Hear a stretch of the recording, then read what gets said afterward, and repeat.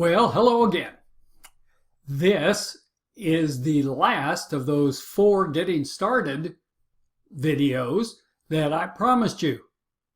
And it deals with what I call the immutables.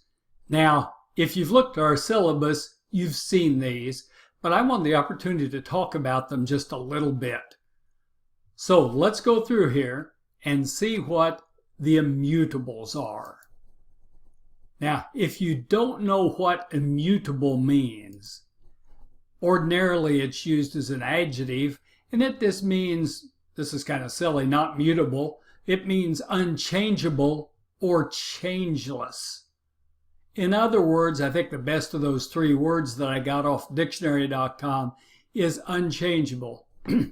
These are policies about the course that cannot change, will not change. Okay?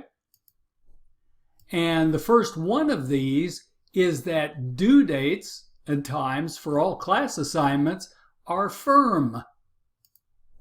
In other words, absolutely no late assignments will be accepted. You know as well as I that you've been in classes where either you or other students have asked the professor, can I turn in this late? Well, I put this as an immutable policy to let you understand that our due dates are firm. One of the reasons they're firm, by the way, is because when that due date comes for a quiz, let's say, answers to quizzes become available to all students in the class.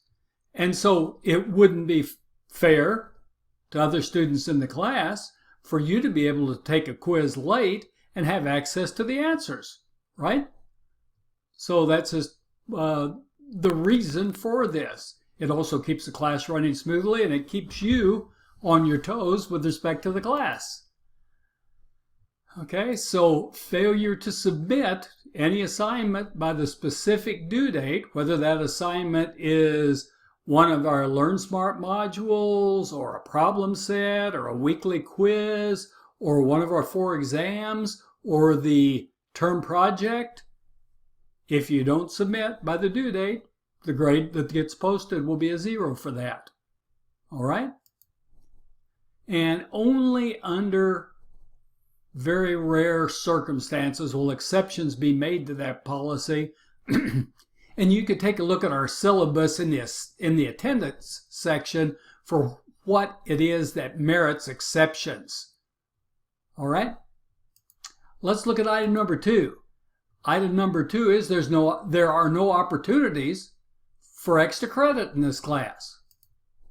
All students need to complete this same set of assignments and so on, and need to operate under the same set of rules. Everyone's going to be playing the same game. Okay? Item number 3. If you plan to have exams proctored by a non-MSU entity, and that can be a physical entity like a proctoring center at a community college, or it can be an online entity like Criterion, any fees that you incur for that are your responsibility. Said another way, Missouri State doesn't pay for fees for exam proctoring. Now, if you have the exam proctored by an MSU facility, there are no fees to you. All right? Item number 4. If you have plans to have your examinations proctored at a non-Missouri State University physical location, or this really is a non-Springfield Missouri State location, you need to inform me of that fact by email at least a week prior to the date of the exam, the start date of the exam. Okay? That needs to be done so that I can get the proper information to the proctoring people. Okay? And notice that's a physical location, so a proctoring center.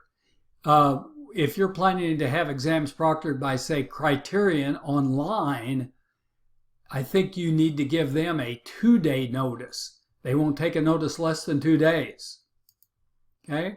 And if you don't let me know a week before, you run the risk of getting a grade of 0 for that exam, because some proctoring centers won't let me schedule less than a week ahead.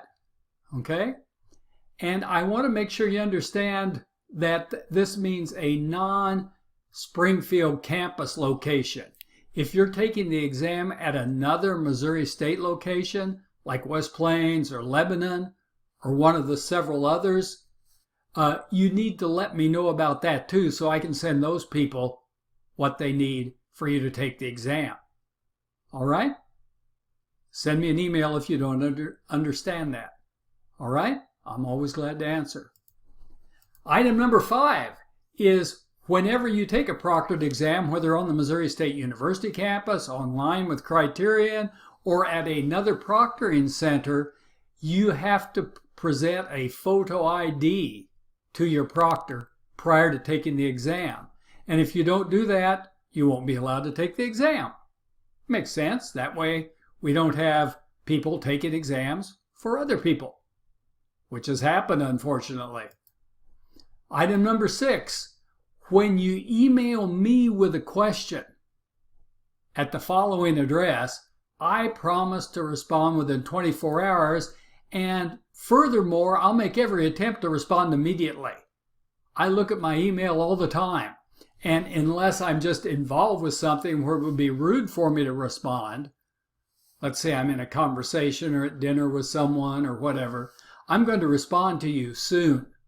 Okay, and the email address you want to use is just jamespettijohn@missouristate.edu. All right? I've said it in the syllabus, but don't try to respond to an email that I've sent you from Blackboard.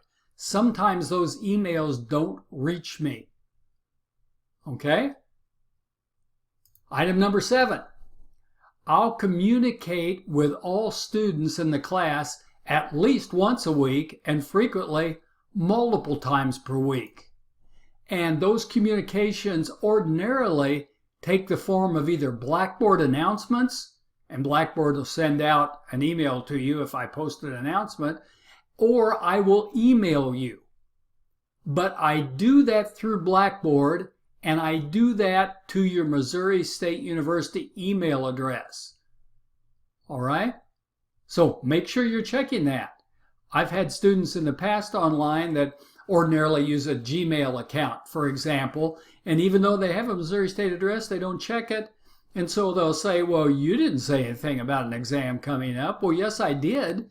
They just didn't check. So please check. Check Blackboard for the announcements. Check your Missouri State email account for messages from me. I send out lots of information because one of my jobs is to keep you informed about the class. Okay? So I'm going to send to your Missouri State email address. Funny noise outside, I had to look. Finally, number 8, I'll post adjusted exam scores on Blackboard within 24 hours of each exam's due date. Okay? You can read in the syllabus about my adjusted exam score policy. It's a pretty fair policy. And usually what this means is those adjusted scores will be posted on Blackboard the morning following the due date for an exam. Okay? So I won't keep you hanging. You'll know soon after an exam's due date what your score is. And item 9, I promise that I will treat all students fairly and will give special treatment to no student unless ADA guidelines or other government regulations prescribe such treatment. I'm going to treat everyone the same. Okay? Now, sometimes students don't like that because they want to be treated specially, but I'm not going to do that. All right? So, those are our immutables, and we need to get going with the class. So I'm shutting things off now, and don't hesitate to email me if you have questions. Thanks.